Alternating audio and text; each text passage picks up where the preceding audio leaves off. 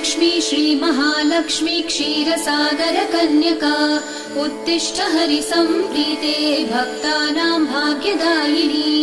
श्रीलक्ष्मी श्रीमहालक्ष्मी क्षीरसागरकन्यका उत्तिष्ठ हरिसम्प्रीते भक्तानां भाग्यदायिनी।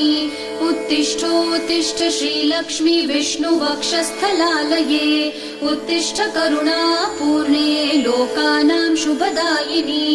उत्तिष्ठोत्तिष्ठ श्रीलक्ष्मी विष्णुवक्षस्थलालये उत्तिष्ठ करुणापूर्णे लोकानां शुभदायिनी।